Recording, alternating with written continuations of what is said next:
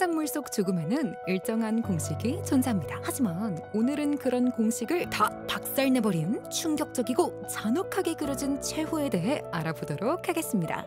내용이 내용인 만큼 스포가 매우 깊게 들어가니 시청에 참고해주세요.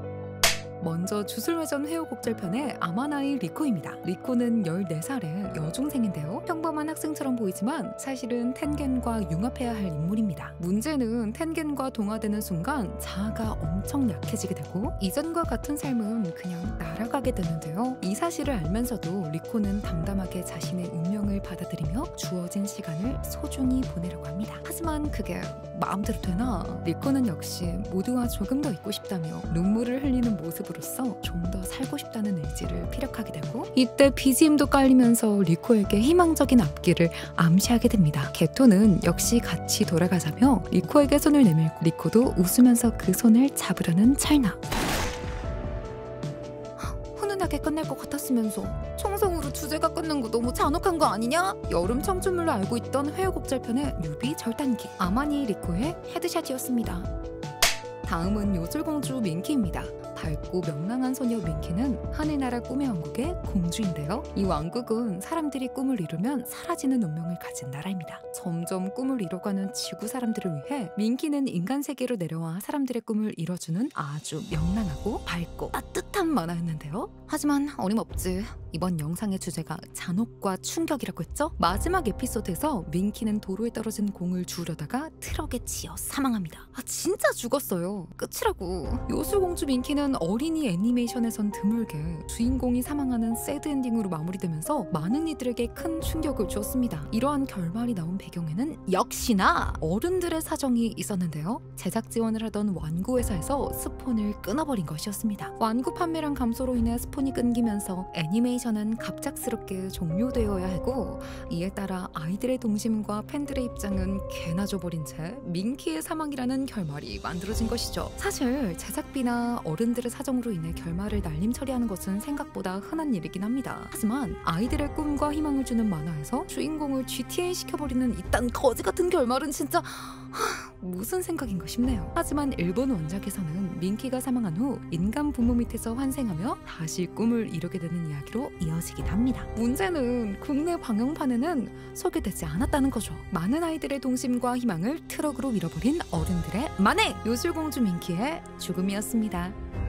무적초인 전보트 3는 1977년 10월 8일부터 1978년 3월 25일까지 일본에서 방영된 선라이즈의 첫 오리지널 슈퍼로봇 애니메이션입니다. 가이조크라는 외계 세력에 맞서 싸우는 약간 마징가 제트나 태권브이 같은 분명한 아동용 로봇 전대물로 제작된 애니메이션입니다만 회차가 진행되면서 인간의 이기심, 외부인에 대한 배척, 전쟁의 비극 등등을 보여주며 점점 다크해지기 시작하죠. 그리고 16화부터 19화까지 전개된 인간폭탄편의 공포편은 그 잔혹함의 절정을 보여줍니다. 외계 세력 가이조크는 인간을 납치하여 몸에 폭탄을 심은 후 이들을 다시 사회로 돌려보내는 진짜 빈라덴이나 할 것 같은 전략을 사용하게 되는데요. 결국 인간폭탄이 된 사람들은 다른 사람들에게 피해를 주지 않기 위해 멀리 떠나기로 합니다. 인간폭탄이 된 인물 중 하마모토라는 불량 소년이 있는데요. 남자답게 죽겠다며 담담하게 걸어갑니다. 하지만 막상 죽을 시간이 되자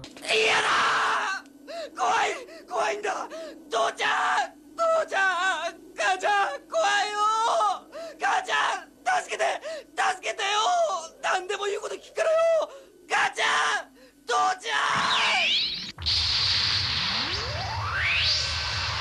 그렇게 비참하게 폭사하는 장면은 많은 사람들에게 충격을 주었죠. 죽음 앞에 무너져가는 사람들을 실감나게 보여주어 충격을 줬던 에피소드 무적초인 전보트 3의 인간폭탄의 공포였습니다.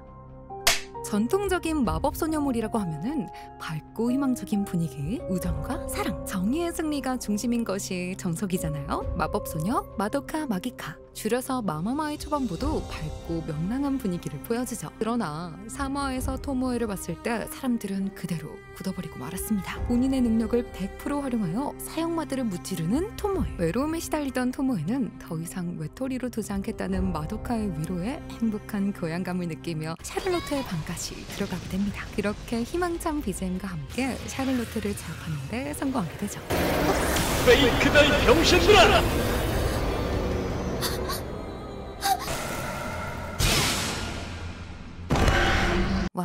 장면에서 캐릭터와 시청자 모두가 마법소녀 세계의 어둠을 처음 체감하게 되고, 특히 시청자들은 한 가지 중요한 메시지를 깨닫게 됩니다. 와, 그 마법소녀도 죽는구나. 세계 정복을 노리는 수수께끼의 거대 조직 네모 아틀란티스를 저지하기 위해 활동하는 네모 선장과 노틸러스호의 모험을 다룬 신비한 바다의 나디아. 공영방송인 NHK에서 어린이를 위해 밝고 희망찬 애니메이션을 기획하여 탄생한 만큼 신비한 바다의 나디아 역시 유쾌한 활극을 표방하고 있죠. 있는데 우리는 여기서 이 영상의 제목에 대해 다시 한번 기억해 볼 필요가 있고요. 이 만화의 감독에 대해서도 한번 알아두실 필요가 있습니다. 이분의 후속작이 바로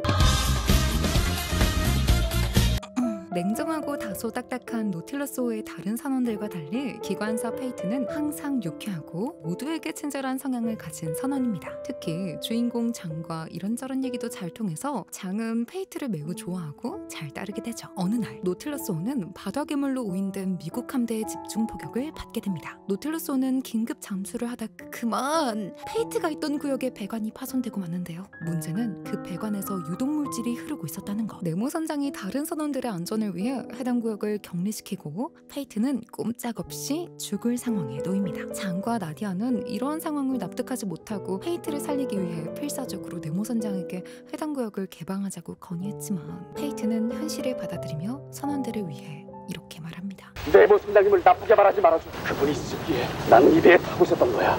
네모 선장님, 이 배에 우리들의 목적인 네오 아틀란티스 괴물을 꼭 이뤄주십시오. 부탁드립니다. 장, 잘 있거라. 나비하고 의젓게 지내고. 페이트는 그렇게 자신의 운명을 받아들이는데 싫어! 난 아직 죽지 않아! 난 아직 하고 싶은 일이 남아있단 말이야!